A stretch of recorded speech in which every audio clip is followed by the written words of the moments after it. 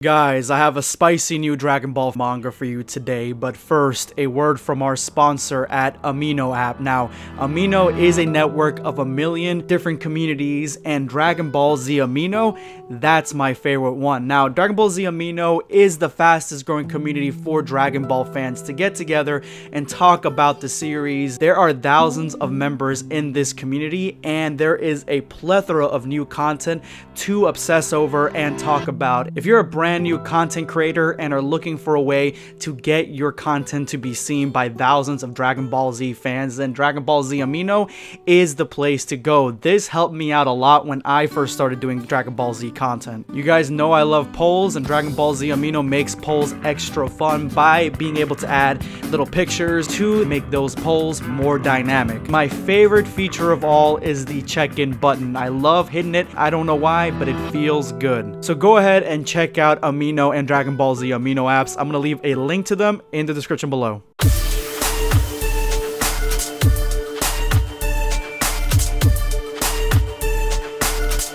Know your place, worm. Prepare yourself. Damn Saiyan. Now, I love how Goku is the first one to realize that he cannot go Super Saiyan, and then immediately after that, Vegeta realizes he can't go Super Saiyan, and the concept of Moro taking away the Super Saiyan power, that's something that Toxic Entertainment came up with as a theory. Then I covered it, and then of course Mastar Media covered it, but ours was a little different because we were talking about Moro taking away God Ki, absorbing God Ki, which is what he did, but it goes even further than that.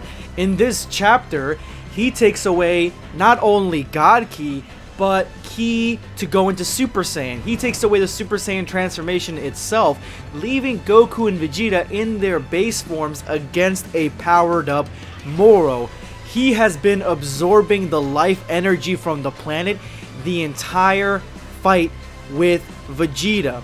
And so Vegeta confronts Moro in his Super Saiyan God state, and he feigns the fact that Moro is stronger and even pleads for his life at one point because he's trying to get all the information he can out of this guy. And let's just get it straight, guys.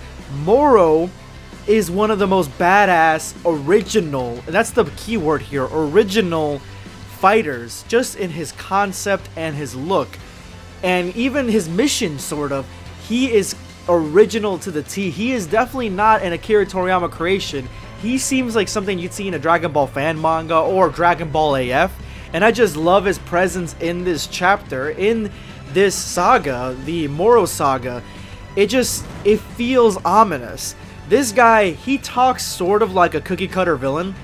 You know, he's got his own evil schemes, and even Vegeta kind of points it out. He's like, you're a villain worthy of being killed by me, because all Moro wants to do is he wants to get the Dragon Balls from planet Namek and wish to be restored. He has been decrepit for so long, for so many years, and so he wants to be restored to what he was so he can go back and eat planets similar to Galactus. This guy is extremely dangerous because he just rips the energy out of everything around him. And during the fight with Vegeta, when Vegeta is feigning weakness, throughout the entire fight, Moro has been gaining the upper hand. He has been absorbing the life energy almost like a negative or a evil spirit bomb. He has been forcefully taking the life energy from everything around him. And the Namekians feel it because they are not on the same level as Goku and Vegeta. So Vegeta, obviously, he just got out of the transformation, so he doesn't feel it right away. But Goku, who's been in his base form, feels like, wait a minute, something feels off here. And maybe he thought, maybe if I go into Super Saiyan, I can feel why it feels different. I can sense why it feels different. It feels different because Moro took a sizable portion of both their ki, and he ate it and put it into his own being. And by sizable, I mean enough so they can't even go into their Super Saiyan transformations. And so Moro doesn't just take away God Ki, which he's eaten already right now. He takes away the main fighting transformation that the Saiyans have been using this whole time. He basically took away their Saiyan curse. I know you guys waited for me to say that, so I got you covered. But let's keep it real, guys. There is some truth behind this. They have been using this transformation for a long ass time. So Moro, with a snap of his fingers, created hundreds of Saiyan curse videos because he took away the Saiyan curse with the snap of his fingers. And now it's up to Goku and Vegeta to figure out how to fight a villain that can take away their Saiyan transformations, their multipliers. They can't go into them, so they need to learn how to fight just like Gohan does. Gohan's transformation, or lack of transformation, his mystic form, ultimate form, whatever you want to call it, this is really their only saving grace when it comes to them being able to face a villain that can take away their ki. But in a sense, Gohan's form still has that flaw because it still uses ki. And even if we go to the other spectrum where people have been thinking that the removal of the God Ki would lead to the revival of Super Saiyan 4, the closest thing to Super Saiyan 4 that we have is the Hikaru form. The Hikaru form, it still uses a lot of ki, but the Hikaru form goes and pumps up the base form, and that's exactly what happened to Broly.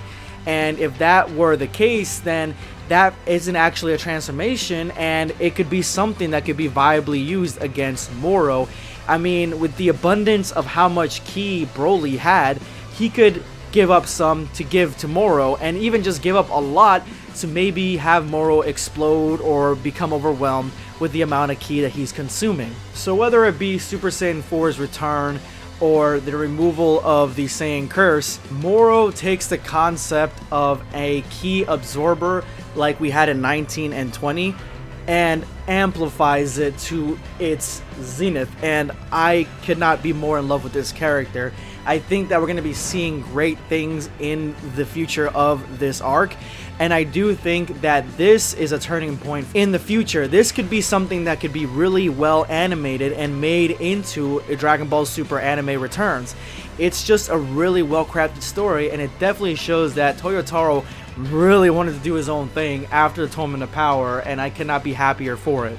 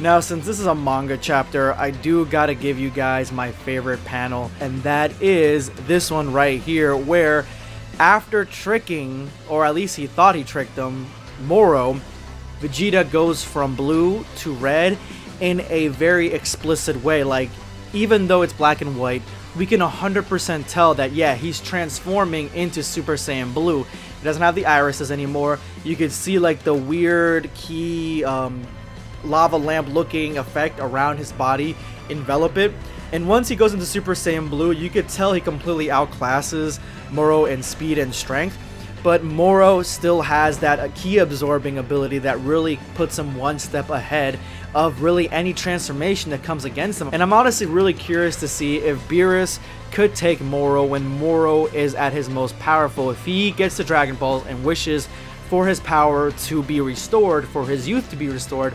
I'm wondering if he could absorb enough God Ki from Beerus to really make him play by Moro's rules and equalize the fight. In the end, guys, the Dragon Ball Super manga has turned a point and has been straight fire for several chapters now, but this one, I love the synergy throughout. So let me know in the comment section below which one you think is more likely to happen.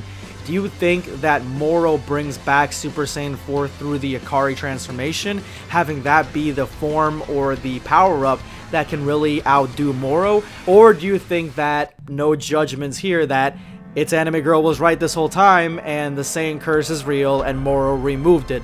Let me know in the comment section below. This is going to be BlackScape signing off. Take care, guys.